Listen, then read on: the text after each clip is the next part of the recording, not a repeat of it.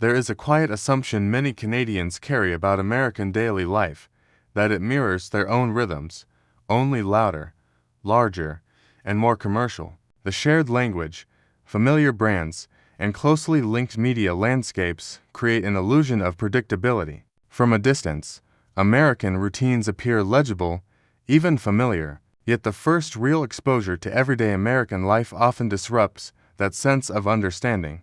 Beneath the surface similarities lies a daily structure shaped by pressures and expectations that rarely exist in the same form. North of the border, one of the earliest surprises is the intensity embedded into ordinary days. American daily life tends to move with a sense of urgency that feels constant rather than situational. Mornings begin early, schedules are tightly packed, and even casual errands are often treated as tasks to be optimized. Time is not merely something to manage, but something to compete against. Canadians observing this rhythm often notice how little empty space exists between obligations, and how discomforting stillness can feel within American routines.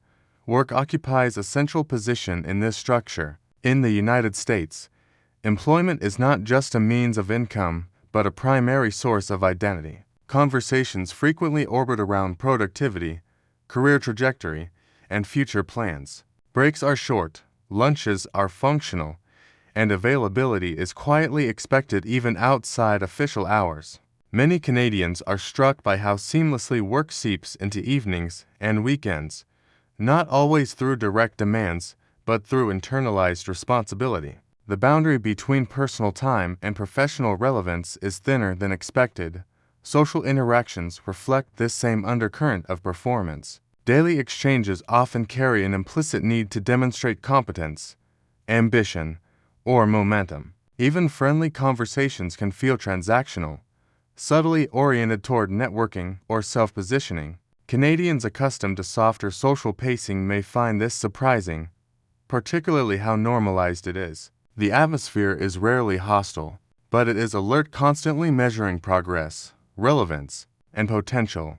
Emotional expression in daily American life also carries contradictions that are not immediately visible. Positivity is emphasized, resilience is admired, and optimism is culturally reinforced. Yet beneath this brightness runs a steady current of anxiety tied to security, healthcare, employment stability, and social standing. Canadians often do not expect how much private worrying exists alongside public confidence, or how normalized it is to carry personal risk as an individual responsibility rather than a collective concern.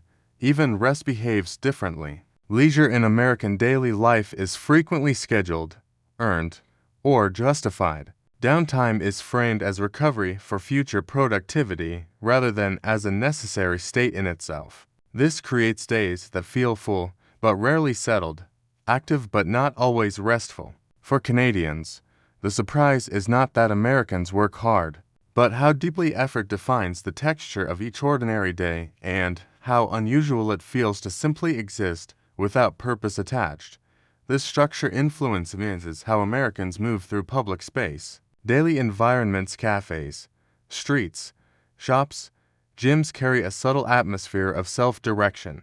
People appear friendly, but also self-contained, moving with intention. Small talk is brief and efficient, often framed as a polite acknowledgement rather than an invitation into shared presence. Canadians frequently notice how rare lingering feels, how uncommon it is for interactions to drift without aim. Even moments designed for relaxation tend to be purposeful, planned, and time-bound. Risk is another element woven quietly into American daily life. Many routines operate under an assumption of personal responsibility that Canadians rarely encounter at the same scale. Health decisions, financial planning, transportation choices, and even safety precautions are often managed individually, without the expectation of a broad safety net. This creates a daily alertness and unspoken calculation running beneath ordinary actions. Canadians are often surprised by how normalized this vigilance is, how little it is openly discussed, and how seamlessly it blends into everyday behavior. The domestic sphere reflects similar patterns. Homes are frequently treated as functional bases rather than retreats from external pressure. Evenings are structured around preparation for the next day, planning, catching up, optimizing. Silence is often filled with media, self-improvement content, or productivity-adjacent activities. Canadians may expect American homes to feel more relaxed after demanding days, but instead often encounter a continuation of momentum rather than a release from it. Family life, too, carries unexpected dynamics. Independence is emphasized early, with daily routines encouraging self-sufficiency and forward planning. Children's schedules are frequently dense, mirroring adult lives with activities, goals, and measurable outcomes. Canadians often notice how achievement-oriented these structures are, and how little space remains for unstructured time. The focus is not simply on development, but on readiness, preparing for future competition rather than present contentment.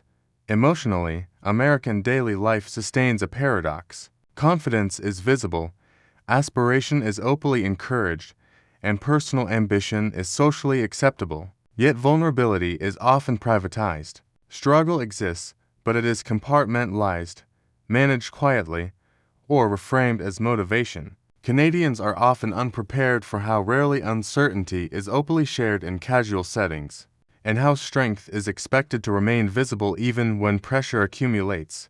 Over time, these patterns create a distinctive emotional climate. Days feel charged, forward-leaning, rarely neutral. Progress is valued over pause, movement over reflection.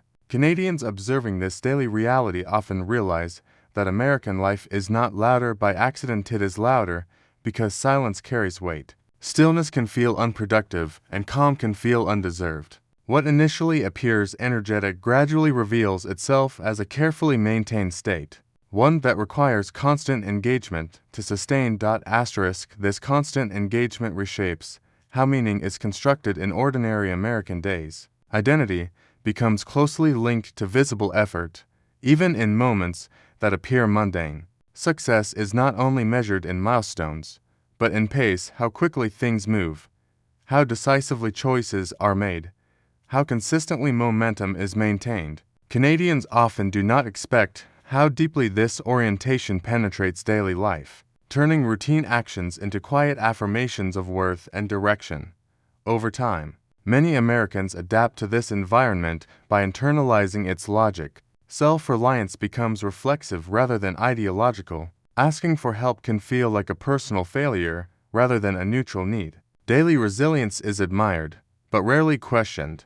Canadians, observing from outside or through prolonged exposure, may sense how strength is cultivated at the cost of softness, and how endurance becomes a substitute for ease. The culture does not discourage rest, but it rarely teaches how to inhabit it without justification.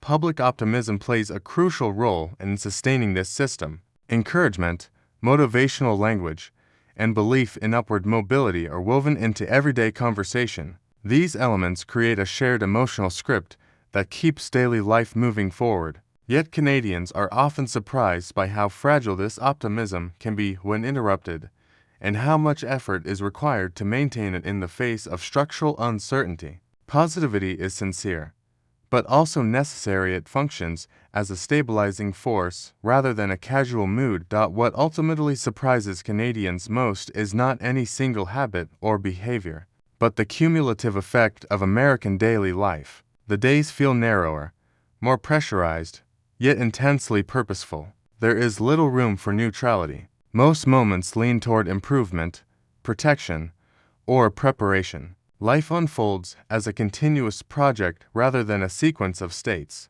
This can produce remarkable drive, but it also leaves limited space for simply being without outcome. Seen from the outside, American daily life reveals a culture built on motion and resolve. It is a landscape where freedom is closely tied to responsibility, and opportunity coexists with quiet strain. Canadians encountering this rhythm often recognize that what defines American life is not excess or ambition alone, but an enduring belief that movement itself is a form of security. In that belief lies both its power and its weight, a reminder that cultures shape not only how people live, but how they experience each ordinary day.